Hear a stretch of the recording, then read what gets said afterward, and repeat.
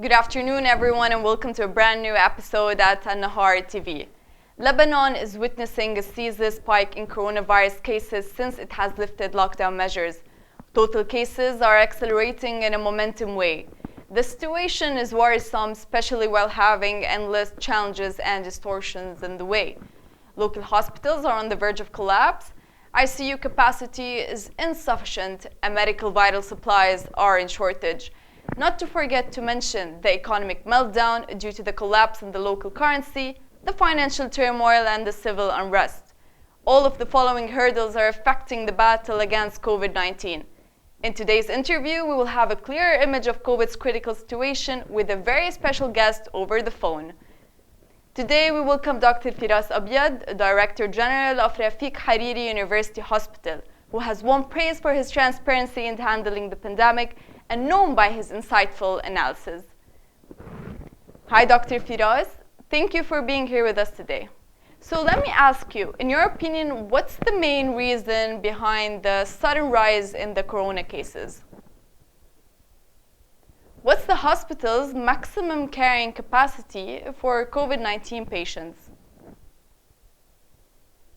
Okay, now I have a very important question that if the Rafiq Hariri University Hospital sometimes afraid to not being able to continue facing the COVID pandemic?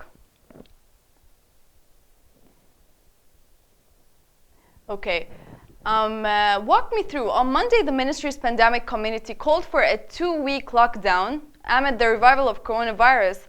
What's your insight on that? You once tweeted that we can't fight COVID and at the same time keep looking behind our backs to see whether we have enough financial and material resources. If the situation gets more difficult economically, are we able to find solutions? What options do we have in that situation?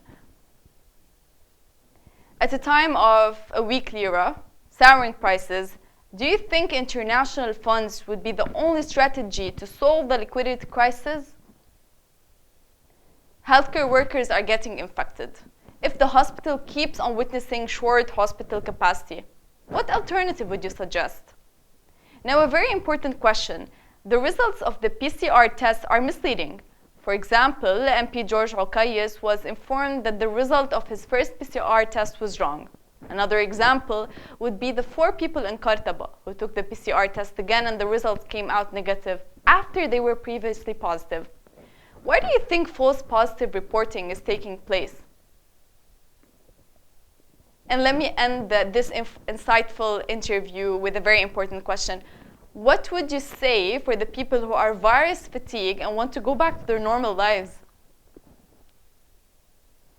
Dr. Firas, we thank you so much for being here with us today. We thank you and the Rafiq Hariri University Hospital team for their constant effort during this epidemic. We hope everyone abides by the necessary regulations, hoping this outbreak comes to an end. We thank our listeners for tuning in and stay safe.